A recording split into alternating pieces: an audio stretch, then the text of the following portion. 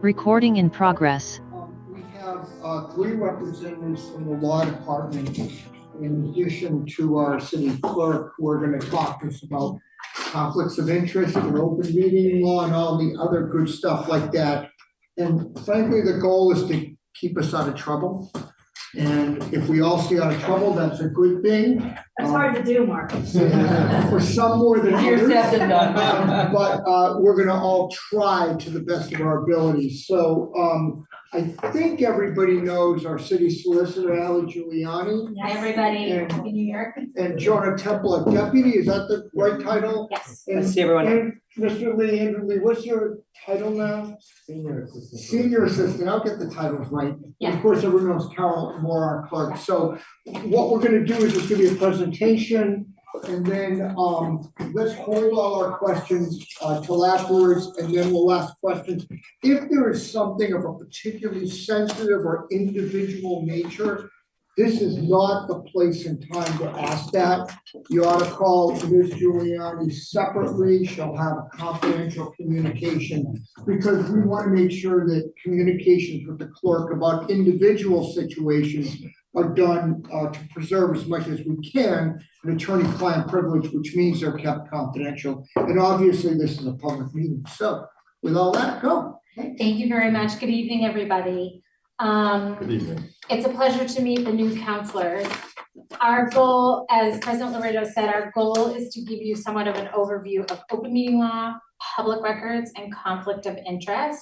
We don't have the time to go into a lot of details, but what we'll do is we'll have Andrew run through a presentation, and we'll try to get through that within 15 minutes or so that we leave plenty of time for some questions.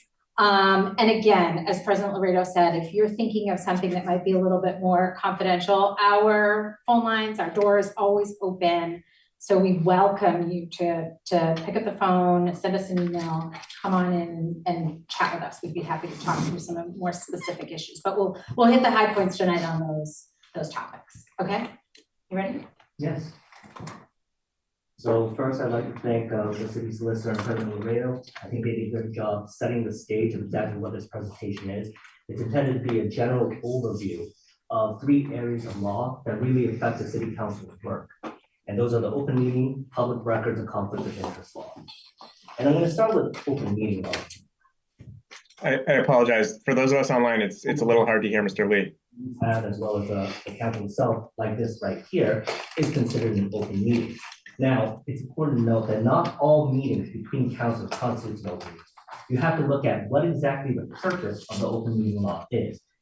And to put it at a really general level, the purpose of open meeting law is to ensure that the decision-making process of the city council is open. I'm sorry, President Laredo, is it possible to get Mr. Lee to the table or something, maybe so we can hear him a little bit better? They cannot hear you. Wait, Can they? It sounds like I think Josh was saying something. Yeah, they can't hear him. It's very difficult to hear Mr. Lee online. If you go to slideshow mode, you'll get bigger. Yeah. Let me see, I'm sorry, maybe I didn't turn on my microphone. Carol, where's the microphone in this room? It's that white thing right next to, you can't move it, it's all tied down. Well, let's try that. Can you hear me now? Oh, okay. Yes, that's a lot better. That's Okay, a lot better. I just heard that was okay. And I'm turning up his volume as well. So I'm sorry you missed the introduction, but again, just I'll reiterate it very quickly. I'm just going to be covering very generally 3 areas of law that affect your work as city councilors: open meeting law, public records, and conflict of interest. I'm going to start with open meeting law. And what I was explaining is it's really important to understand and recognize the purpose of the open meeting law is to make sure that the decision-making process of the city council and of the committees is open to the public. Now, again, I said not all meetings between councilors constitute an open meeting under the law itself. But if you do have an open meeting law, you need to satisfy 3 criteria. You need to have public notice so that the public actually knows that the meeting is happening, because without that, it's somewhat meaningless. And the actual meeting has to be accessible to the public for them to see the decision-making, see the discussion that is happening. And as I stated, not all meetings constitute an open meeting. You have to ask yourself, is the meeting a deliberation, which is a term of art under the open meeting law itself? And you have to ask yourself a couple questions. The first is the communication being made where the public body is present or to the public body themselves or amongst the public body is more correct? Do those communications that's being made amongst that quorum of the public body fall within the business of that committee or the city council as a whole? And then lastly, is there an exemption that applies? If the answer is the communication is within the business of the public body made to a quorum, that's a deliberation. And that means that that deliberation has to meet those three criteria I set forth in the previous slide: notice, accessibility, and the actual discussion being had so that the public can view it. Now, one item that comes up often is documents in advance of the meeting. So the documents are communications, often to either the whole committee or the whole city council. That's a quorum. It's always business or the subject matter is what's in the upcoming meeting. So it's business within the jurisdiction of the public body. That's a deliberation.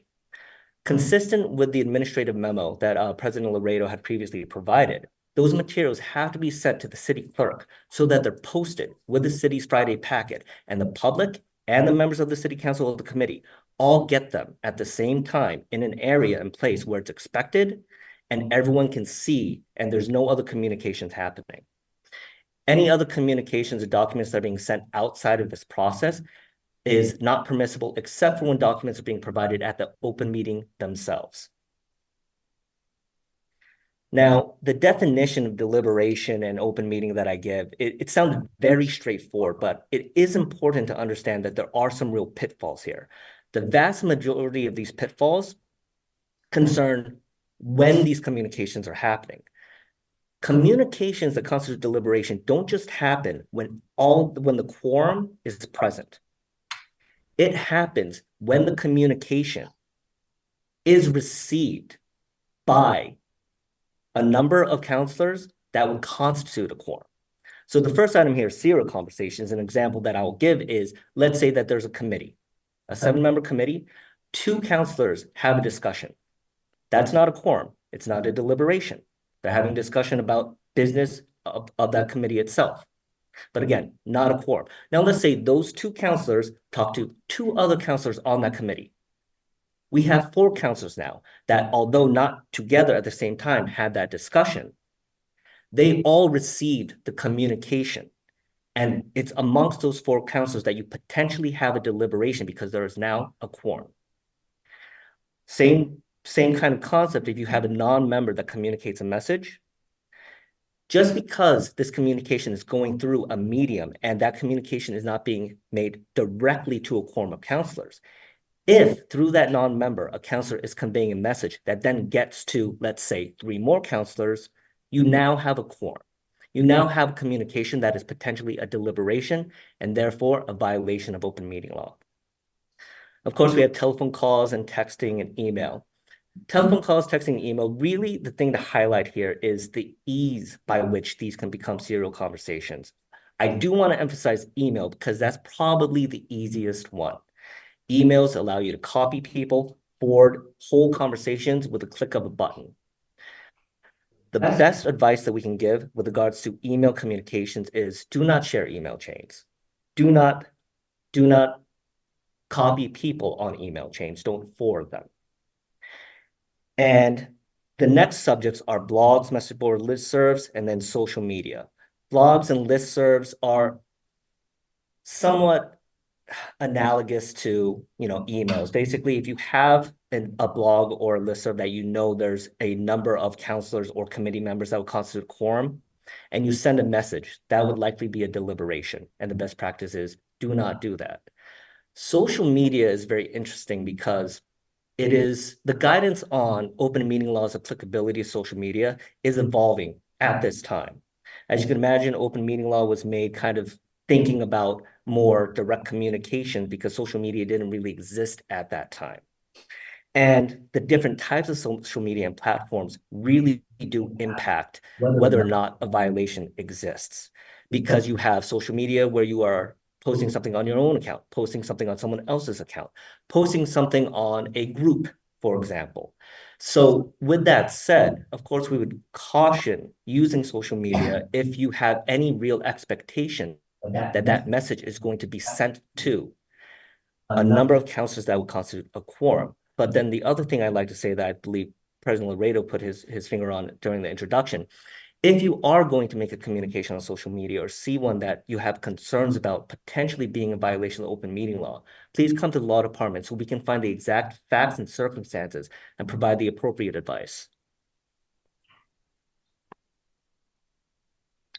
So in the prior slide, I did mention one of the pitfalls is text messaging, and that's text messaging at any time, like any other communication. But we do think it is worth noting messaging during meetings themselves.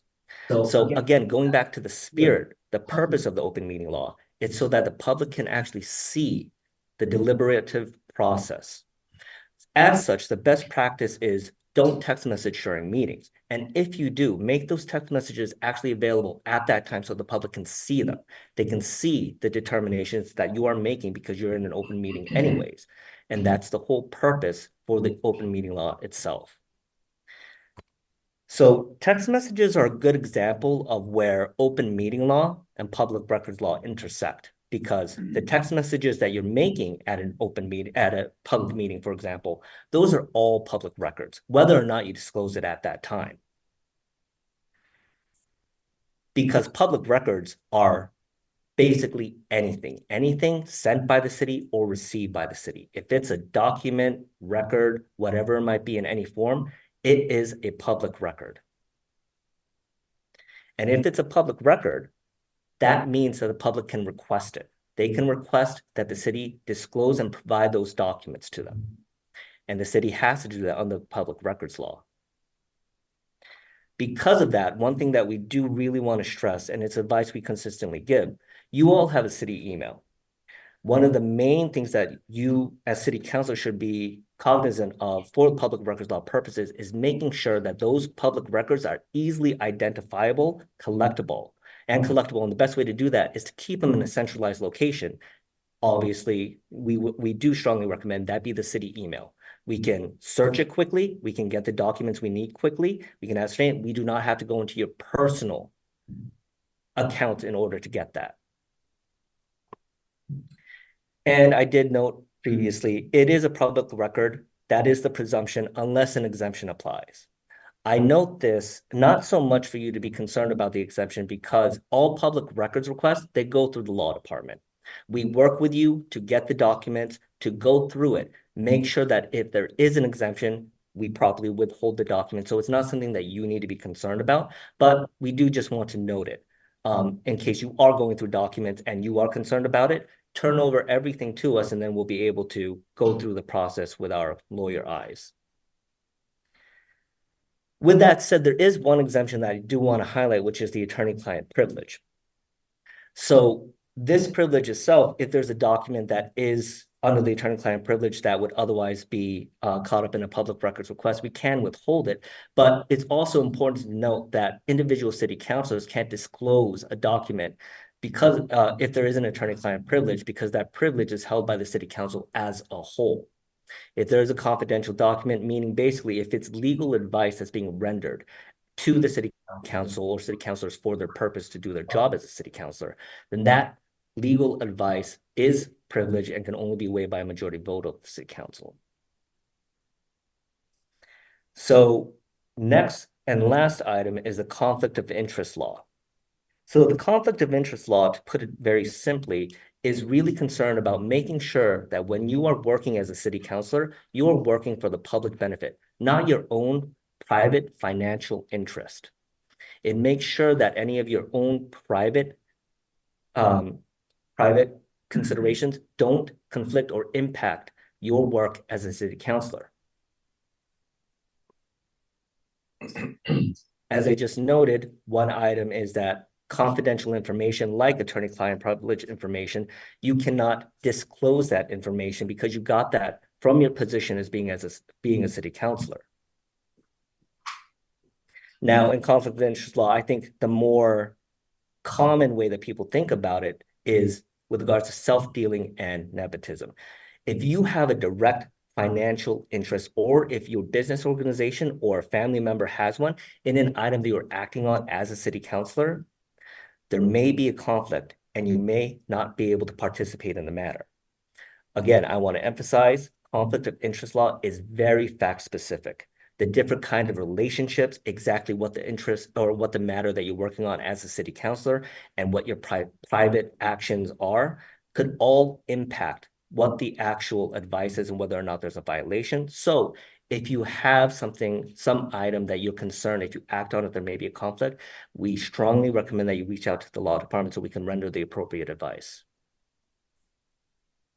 So again, it all goes into making sure that your work as a city councilor is for the public benefit, not your own. You cannot misuse your position to get something that you can only get inappropriately because you are a city councilor.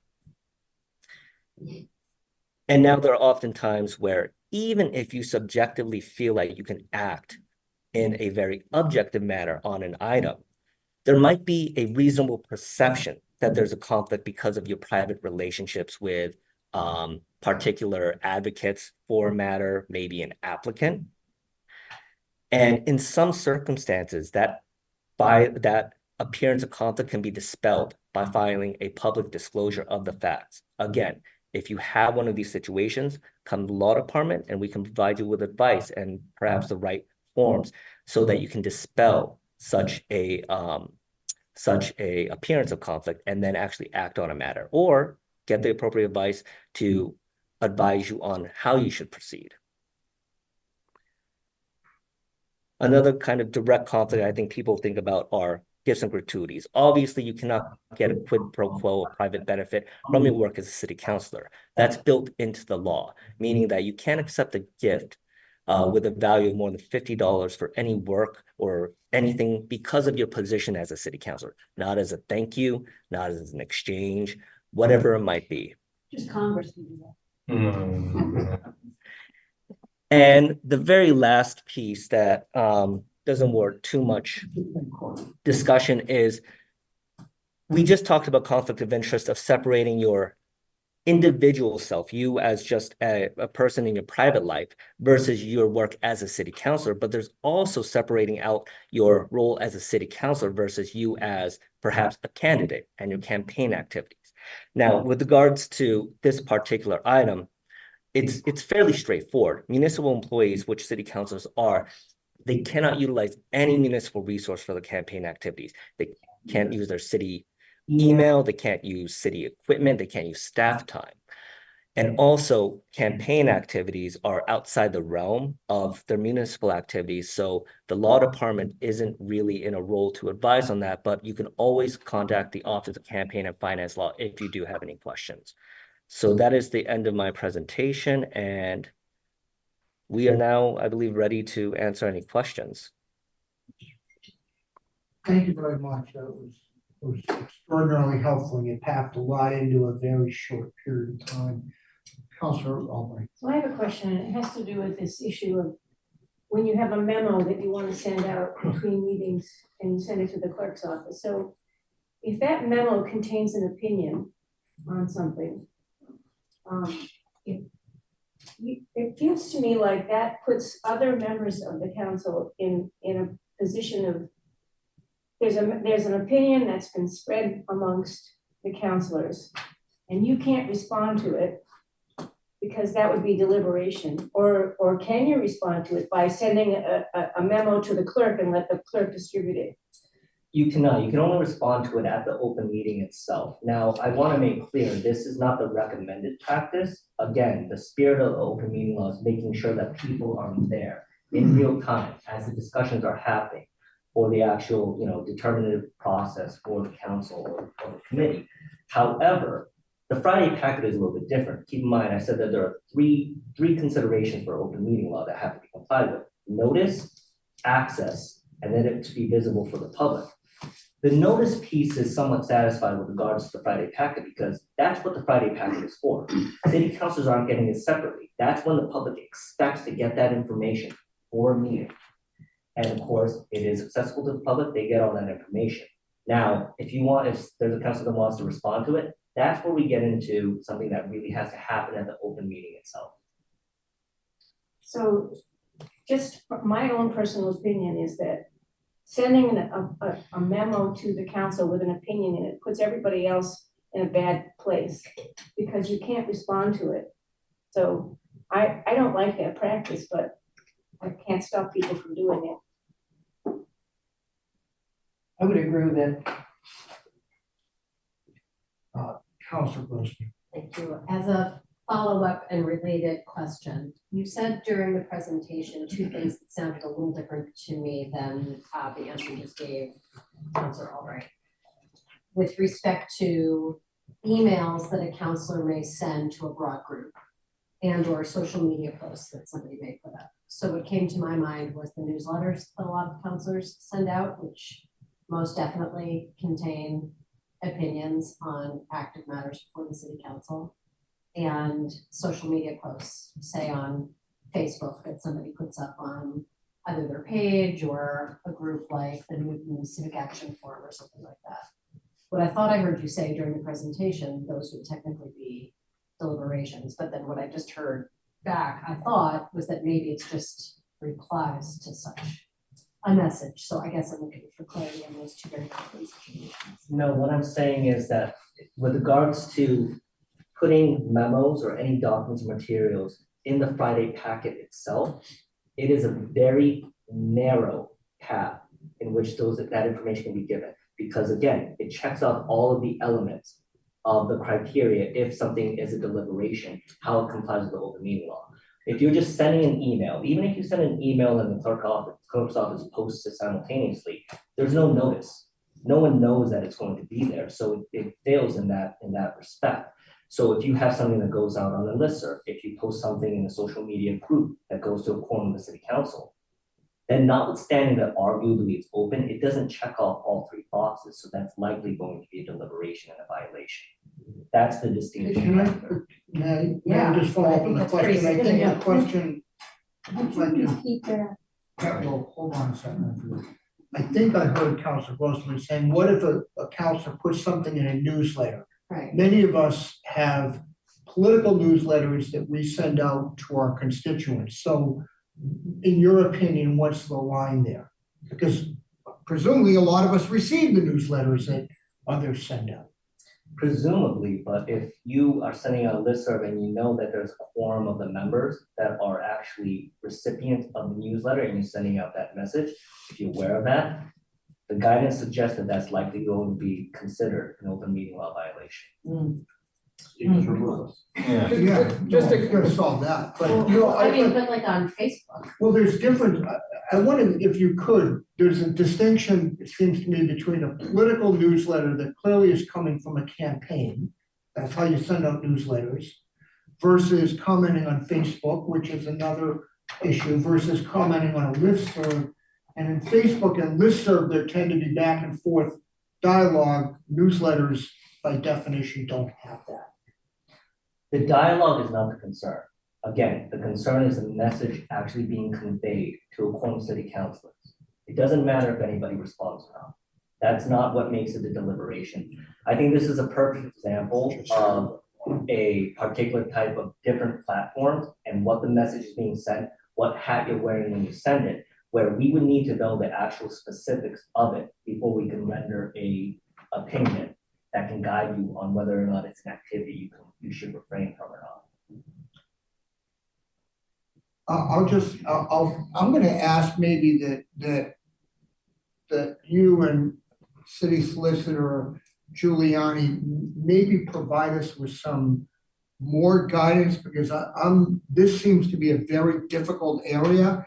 And, you know, I think a lot of us might send out a newsletter saying, the tree ordinance, pick an example, is before the city council. I've been an advocate for it. Here's why, here's what I think about it. And if we don't communicate that, we're in some ways derelict in our duties to communicate, but we obviously don't want to run afoul of the open meeting law. Yeah, we can certainly provide some guidance, but I'll just reiterate what Andrew said earlier. The area of social media is evolving. We have had many conversations with representatives of both the State Ethics Commission and the Office of Campaign and Political Finance. And they appreciate that this is ahead of them, to use my own words.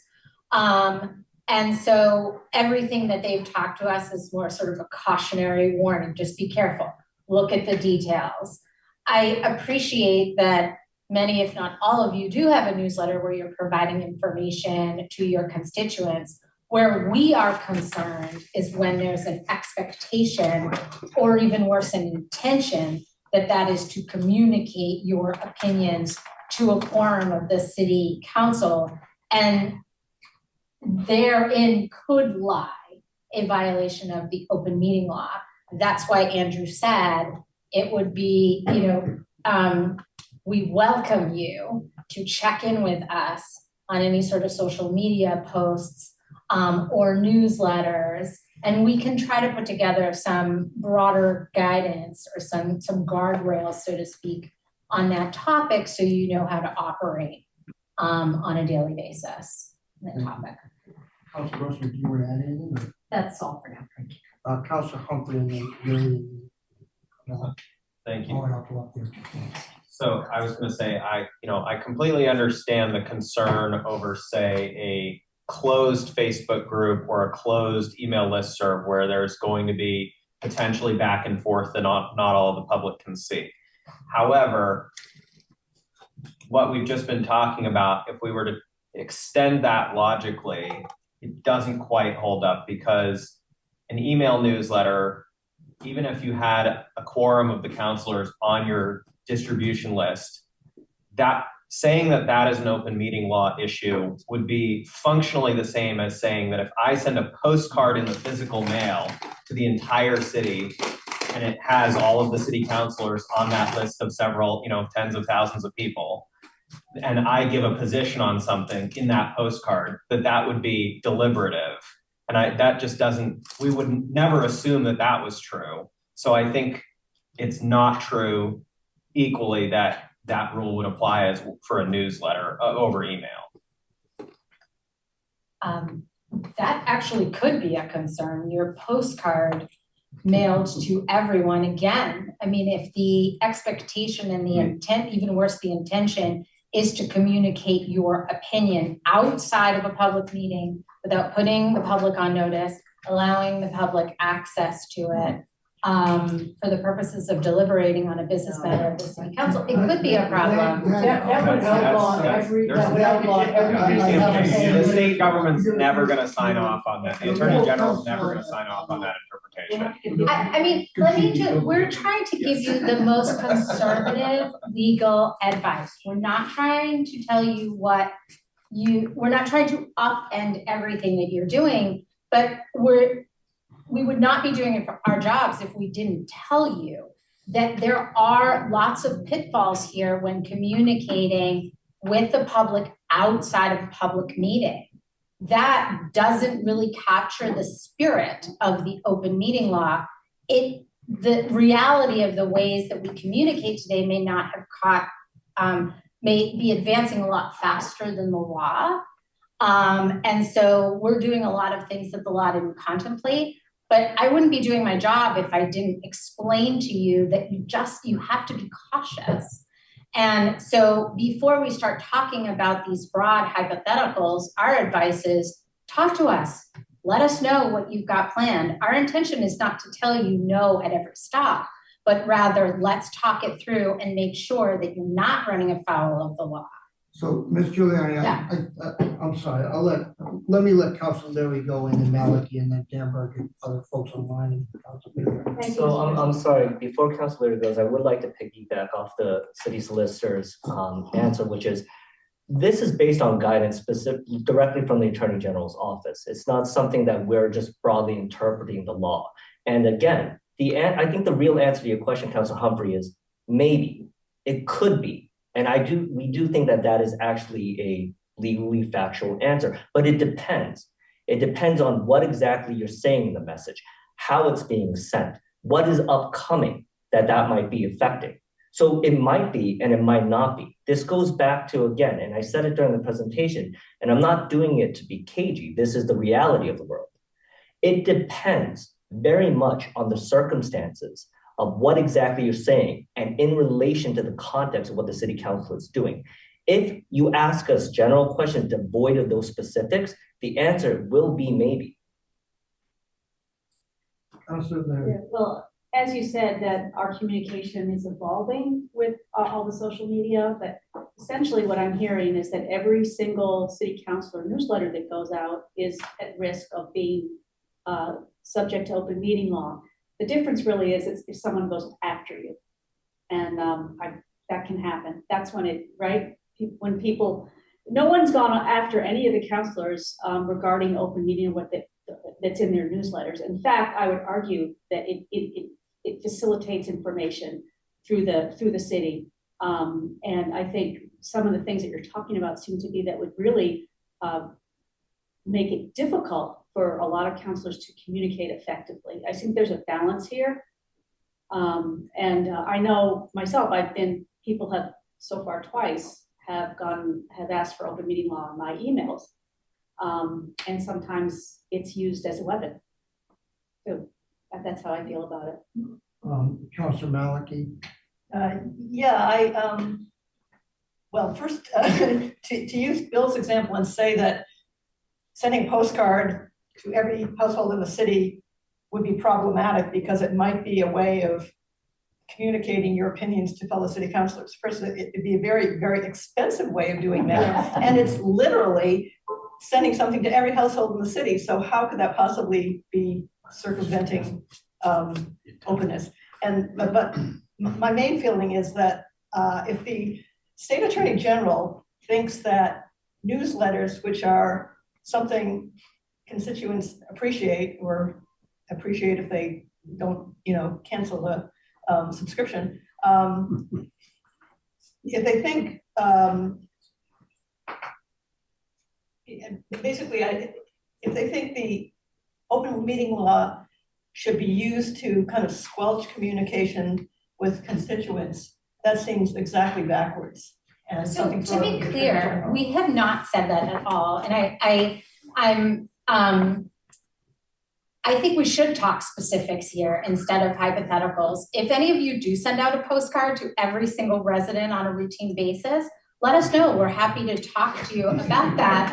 I don't think you do. We don't have that much money. I appreciate that. But your presentation said you can't talk to us about it because that's a campaign matter. That's right. But so you're saying your newsletters are campaign activities. We're talking about, I also heard that many councilors have a newsletter which you send out as councilors that give your opinion about a particular matter upon which you're rendering a decision. We don't send any newsletters out through this public email.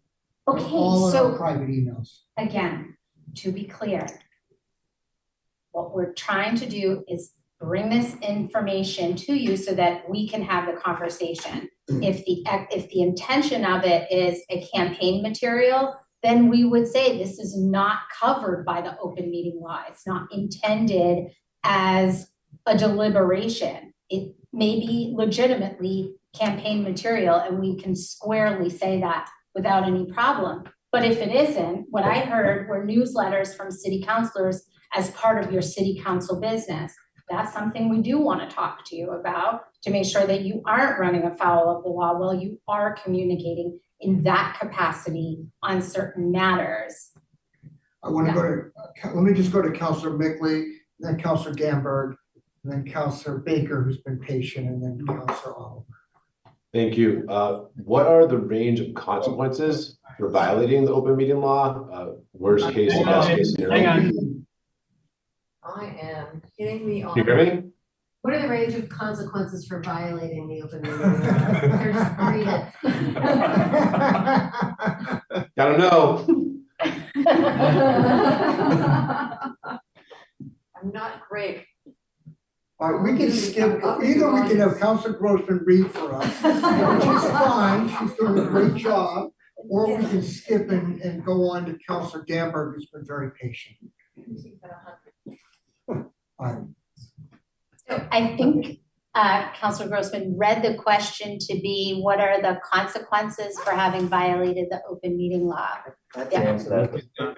I think you said, what are the range of consequences? The answer is the range of consequences are incredibly broad because the violation, whatever it ranges from something that's fairly de minimis to something was noticed, I don't know, 47 hours instead of 48 hours in advance, which is a requirement, versus whole determinations happening outside that really change the deliberative process.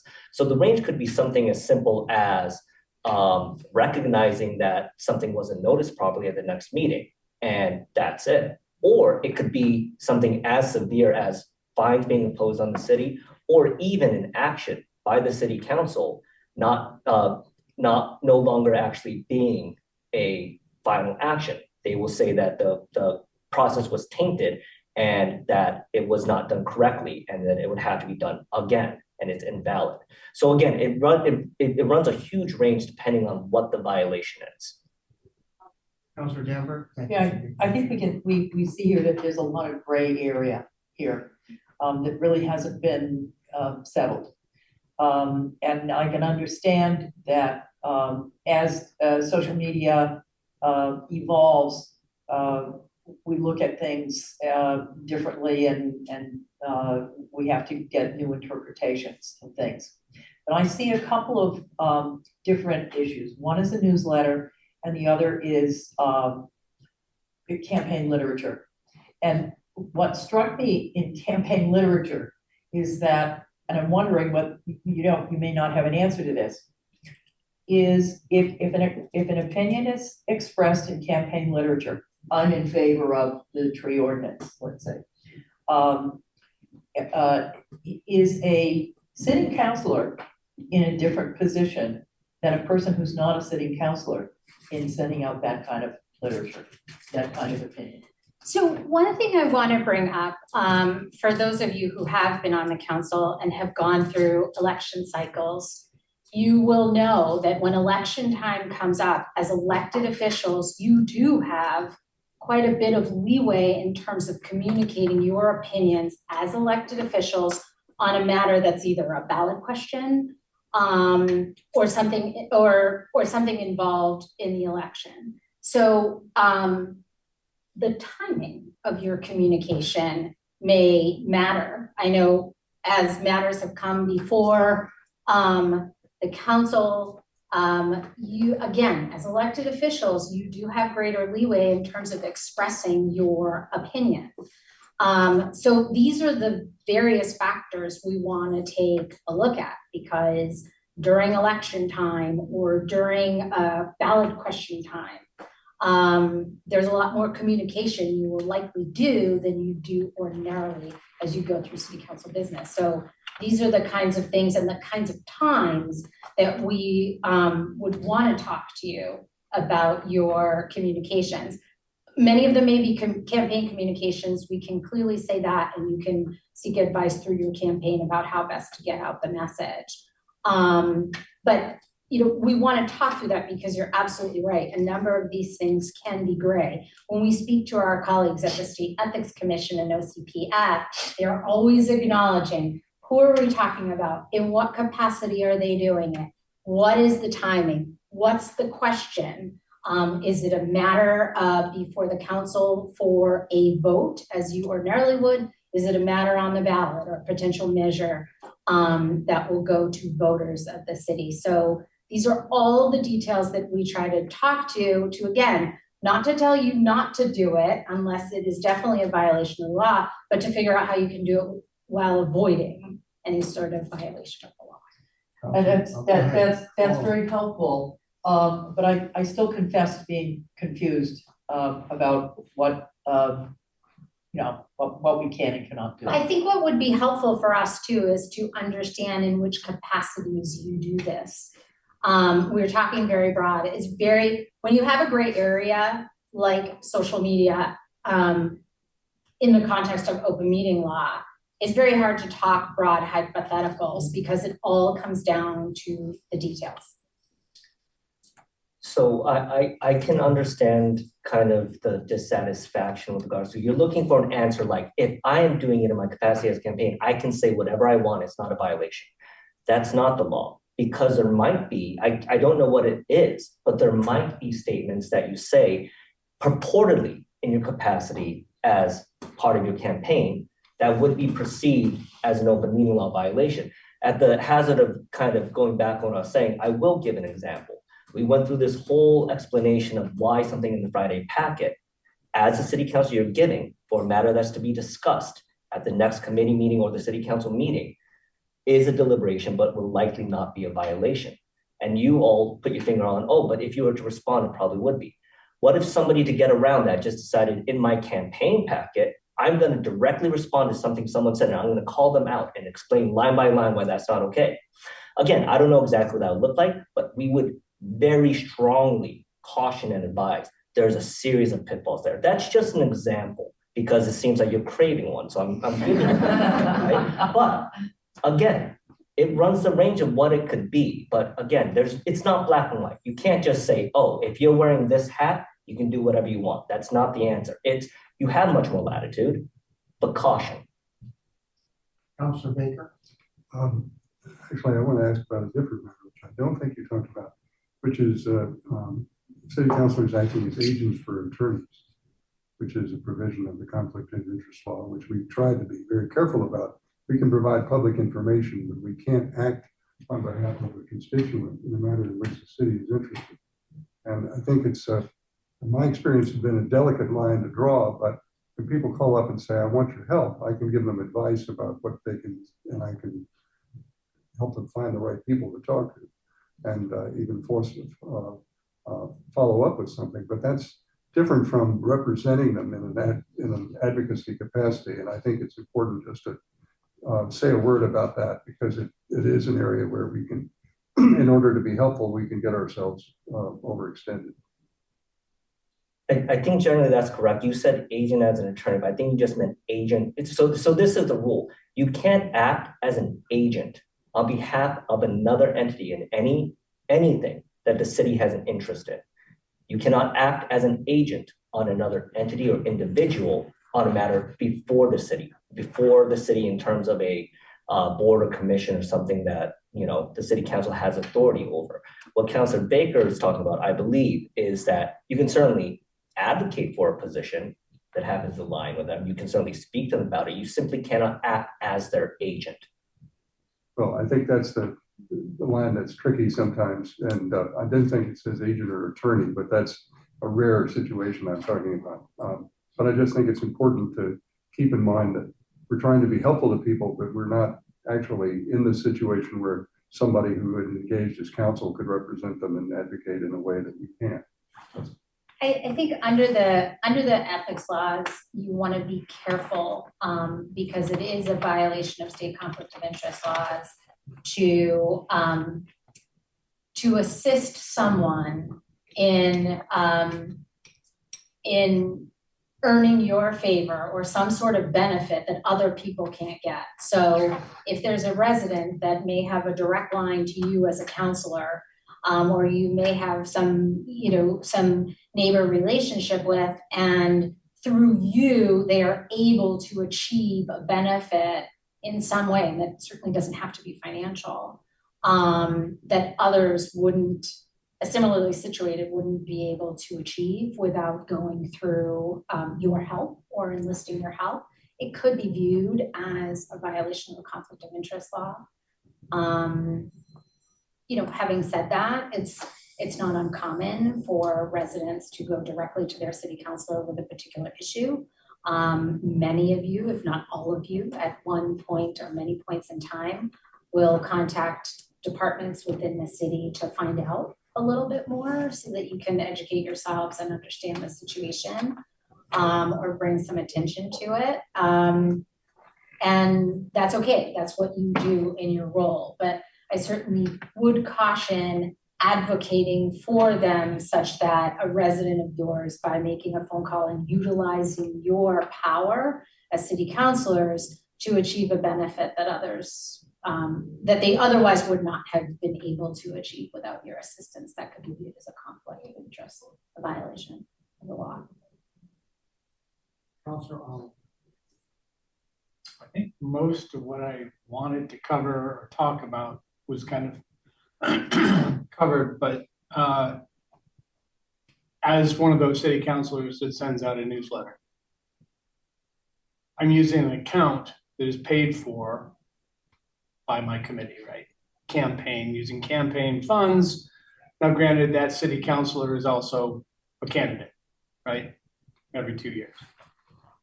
Understanding that that's not always the criteria to use, like say, oh, you send it with that account that's paid for by, you know, campaign funds is always okay. I get that.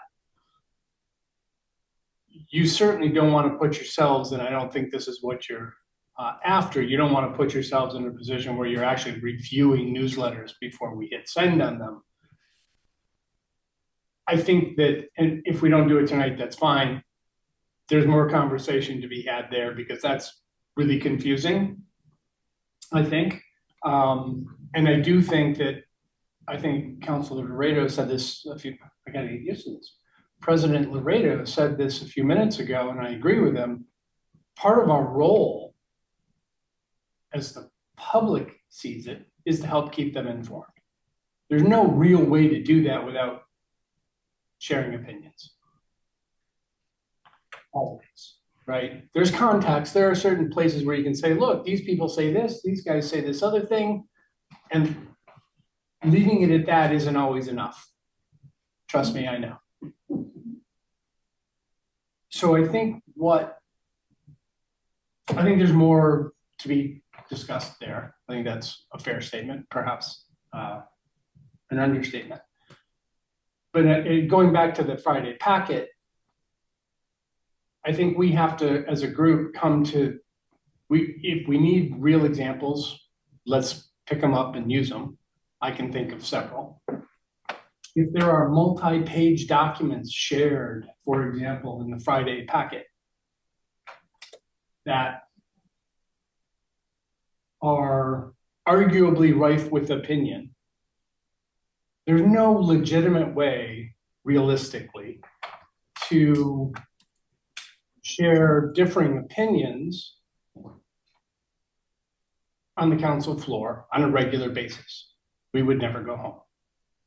There are 24 of us, that would never happen.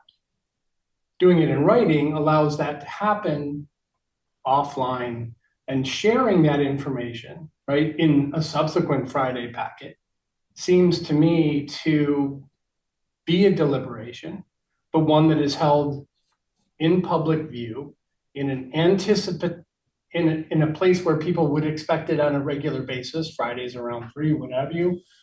It seems to me that that's got to be appropriate. But again, I'm a marketing guy, not a lawyer. But hearing what I'm hearing, it seems to me that, you know, Tariq says something in a 10-page document in a Friday packet, on, you know, on the 5th. 2 weeks later, I write a rebuttal saying Tariq's crazy. That's got to be okay if it's published in the subsequent packet. Or explain to me the difference saying it in a committee meeting, or council meeting, or publishing it in the packet. Because what I'm hearing is the packet is effectively appropriate. It is not the primary choice. To answer your question with regards to, you know, how do we get this information out? How do we let the people know the opinion? That's the purpose of the open meeting law. You do it at the open meeting. I understand exactly what you're saying, and there's guidance. I wish I could put my finger on exactly inside it, but it says something along the lines of the open meeting law is not meant to be convenient. That's not its purpose. Its purpose is to provide the process by which the public can view the determinative process of a public body. And sometimes that isn't convenient. Sometimes that does mean late meetings. Going back to your last question, though, with regards to, you know, can you write a response to something someone else said in the Friday packet? We would advise against that. That's certainly not best practice. Technically speaking, may it pass muster? Possibly. Yeah, I mean, I think what I would add to that is I appreciate the inconvenience of the law in making, suggesting that public bodies need to spend their meetings, receiving everyone's opinion. That may not be possible with all of the business that you have. So our advice as lawyers under the open meeting law will be do it all out in the open. That without a doubt captures the spirit of the law. If you can't, and you can't respond to a fellow counselor's response because you too have a 10-page opinion, we don't love it, but in the next Friday packet, we do believe that would pass muster under the law.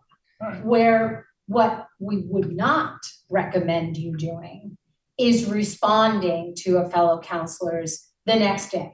And then someone else will undoubtedly have a few pages to respond to yours. And here we spend the next couple of weeks between meetings. That we'd have a problem with because these are deliberations happening outside the public. But if you felt you needed to respond and the next Friday packet was the way that you felt you could communicate that opinion out, again, that wouldn't be our first option, but I do think that would pass muster under the law because of the three elements that the Friday packet needs. Let me go to Councilor Kalis and Lucas, then Wright and Larry. So really quick, Mr. Lee, a specific example. I'm a sitting councilor. I send out a newsletter to the entire city with my opinions, but I only copy 3 city councilors. Is that fine? As a city councilor, you're sending that newsletter? Technically speaking, it's not a core. Well, technically speaking, including yourself. Okay, two city councilors.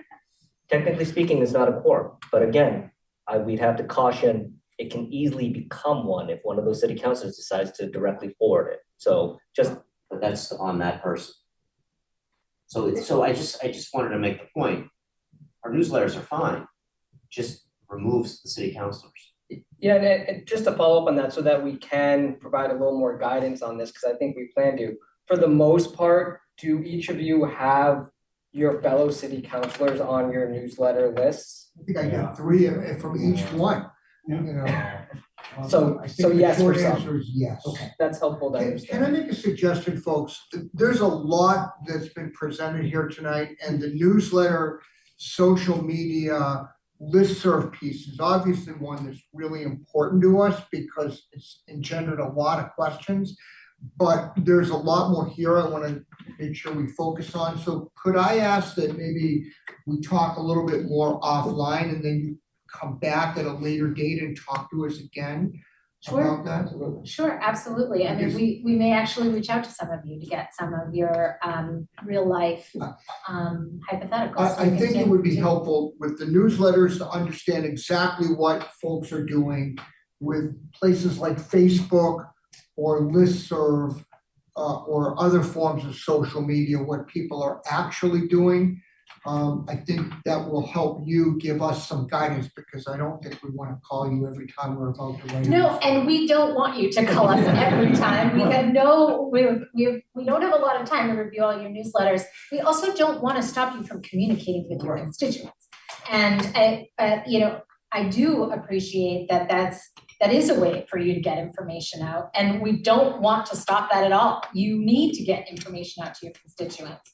What we're looking for is whether or not any of those communications are in a form that are distributed in a way that or contain information that could be a violation of the open meeting law. And as long as we can provide you with guidance, either generally or on a case-by-case basis on those particular items, I don't see that you'd have to change your practice too much other than to be just aware of what you're doing. I'd say a place that probably going to be something that we're also going to be of interest is if there's listservs and Counselor A says something and Counselor B responds on that same listserv. So, but why don't we just talk offline? You can talk to a lot of us. I suggest to get some real life examples and maybe we can come back and craft something that'll help us. Counselor Lucas. Thank you. This is a fantastic conversation and very informing. sticking with the political campaign theme on open meeting laws, something that hasn't been discussed, not related to newsletters and social media and listservs and all that stuff, is debates or forums. If we're asked a question and we need to provide an answer, how do we, I mean, it's a debate. You don't want to give a, no offense, a lawyer talk to the public and to the moderator. Sorry, I can't answer that. I'd be violating open meeting laws. You look like a schmutz in front of the whole city. So how does one respond in a debate? Do we answer it and risk the punishment potentially? So I think we can add that to our list of things to provide you with guidance on, because I think I would like to know more about the debate. The way I envision a debate is two candidates advocating for a particular seat. Now we're in campaign world. We're not talking about open meeting law, and you as candidates will have all of the legal hand of the law you need to advocate for yourselves. So to me, that is more of a campaign world example that would not be impeded by the open meeting law. Your intention there is not to communicate to your fellow counselors on a matter of business that you will all act on, but rather to advocate for a particular point or yourselves in a campaign. So that's a little bit. When you provide that information, could you add the twist if it is a land use matter? Because we sit as a quasi judicial authority when it comes to land use, so that's tricky. I was referring to the ever reoccurring tree ordinance. But also add if there's a forum. I'm sorry, Councilor Albright. If there's a forum and you've been asked to come and present to, like at the library, you've been asked to come and present, and you know counselors are going to be in the audience. Yeah, that'd be great to add that to the litany of Well, you need a guy at the door saying, "You shall not pass." All right, folks, Councilor White's been very patient. I want to get that, Councilor. So my question or issue is, you're saying we can't really discuss it or bring this information until the meeting. Well, I'm a person that likes a lot of data, and so I don't like it to be sprung on me at the meeting. I prefer to see it in the Friday packet, but sometimes you need some interpretation. You just don't drop data there, but you got to kind of explain it, which might be considered opinion. Is that okay? Because I would like to review that over the weekend, because otherwise I wouldn't want to make a decision on Monday night if it was just dropped on Monday night. Can I interject with that? Councilor Wright, are you asking for a question that you have individually for staff, or are you? No, just, okay, so we're gonna talk about short-term rentals. And Julia and I actually have a meeting at 2 a.m. and I'm collecting data and stuff. So I would think the other people would, once we have that discussion on short-term rentals, is here's my investigation that I've been doing. And, so you can take a look at it and understand it instead of just plop it in Monday night. You need time to digest it. I think what I'm hearing is you could provide that through Ms. Moore in the Friday packet in the form of a memo that gets posted and circulated contemporaneously, and we do not respond to it as a group. No one responds, reply all. You might pick up the phone and ask you an individual question, but not reply all. Would that be permissible? Yes, I mean, that's consistent with the guidance that I think President Laredo had set out. Certainly data also are materials that I assume will be considered by the council at a particular meeting. It is completely fine for that to be included as part of the Friday packet, to the extent that that data also contains your opinion. If we're following the process of including that in the Friday packet, so that other counselors have a few days to digest that before a committee or council meeting, that would be okay. And just to follow up really quick on the Friday packet, I am separating active docket items are not going to be under other communications.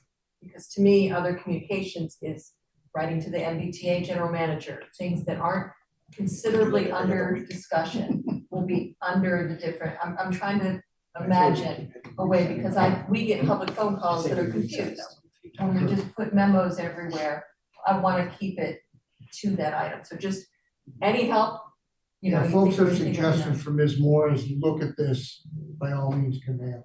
Councilor Larry. Just real, very quickly, since we have our legal eagles here, about open meeting law applies to all public bodies, is that correct? Correct. So why is the general court exempt from it? Not that body. That only really gets, They, and I find that aggravating. I'm sure you can join a group of other body members who feel the same way as you do. There are certain state bodies where the state has exempted themselves from that state It's law. not like just giving yourself a raise, like the same kind of a thing, you just. They get to. Well, there's nothing wrong with that. I think made the rules. Councilor Larry, as Councilor Oliver said, maybe that's an offline. I just wanted to end on that, so maybe just to think about it. It's a fair point, and it is, it's very true. Past 7:30, folks. Any other questions beyond social media, newsletters, anything else? One, Yes, go on ahead. the text messages during meetings, you put privacy up there. I just want to be crystal clear. If like a family member is texting me because, you know, my babysitter at home needs assistance or whatever, and somebody is requesting my messages, I assume that falls under those sorts of things are the privacy category? Correct. So as Andrew said, all public records requests come through the law department. We review them to make sure that there isn't a legal reason why we must or a legal reason why we should redact something. So certainly if we see any of your communications, emails or text messages that do not contain city business or are private in our assessment, we would redact that and keep in only what's responsive to the request, what's part of your city business, and what was part of any sort of deliberation. One follow-up, what about counselors who text one another, but it's not during a public meeting? Because you're. So that's an excellent question. So if I were to review text messages that contained information about your families or other members that I consider private, we would generally redact that. But if in your text messages during a council meeting, there are communications about the basketball game, which is going on at the time, lunch or dinner plan, those are not necessarily private unless they contain private details. And so if I'm responding to a request that is very general for all text messages between all city councilors during this meeting, during these hours, I would likely have to produce that if it wasn't private, confidential in nature, or there wasn't another exemption that would apply under the law. But if somebody makes an open or Freedom of Information Act request or whatever the request is for communications between counselors on Tuesday at 11 a.m. when there's no meeting going on, is that a valid request of counselors' communications? At the risk of sounding like a lawyer, as we often do, it depends. But what we would be looking for is whether or not that 11 o'clock communication is an open meeting law violation. It's just me and maybe one or two other people talking about. But is it still a piece of public? It could be if you're acting in your capacity as city council and you're conducting city business on that text message, even though it's not during the public meeting, it may be a public record. The presumption is a little bit different. Certainly if you're texting a city councilor during a meeting, there's a presumption it's a public record because you're conducting city business. If it's on your own time, there may be less of a presumption that it's a public record, but we still would need to explore further. But is the standard then the same as in email? Like, for example, I've been the subject of, I assume a lot of us have, right? Public records requests. And when we reviewed it, I recall, there was a list of people, communications with Bob. That contain phrases like these. Same standard applied to email as text messages still Yes. applies. Sorry. It's equally a public record, it's just a different form of communication. That's why we say, city business, stick to your city email, and that way you don't need to be responsible for searching or retaining it, because the city email is held by the city, so you don't need to worry about it. Last question from Councilor Baker. Well, just a piece of information, because I think the law department, some people have turned over. The city actually won a court case involving legislative privilege, which is not something well known about. You've heard about executive privilege and attorney-client privilege, but there is a legislative privilege that attaches to local government. And I just want to mention that because there are some situations where those communications are not subject to discovery. Absolutely. As Andrew said, there's a whole host of exemptions and privileges that may apply. We highlighted just a few, but in every instance, we will evaluate the request, the documents, and obviously we will apply any privileges or exemptions that do apply. So thank you all very much for a very informative, perhaps a little bit concerning on our side discussion. I'm going to leave it with a couple of thoughts. One, Vice President Kalis and I will communicate with you offline about some of the specifics, newsletters, texting, social media, listservs, I think were the critical ones, and try to give you some real life examples. And if folks want to maybe communicate directly with either Mr. Temple, Ms. Giuliani, Mr. Lee, with others in that genre, that would be really helpful. Specific examples, they know what we're doing. Second, we'll try to schedule a time, 2 to 3 months from now, we can do a follow-up meeting just on that topic, and you can, try to inform us a little bit more on that. I'm just going to add, the goal here is both to scare everyone a little bit, but not scare you too much. And by that, we all, as I said earlier, we want to do the right thing.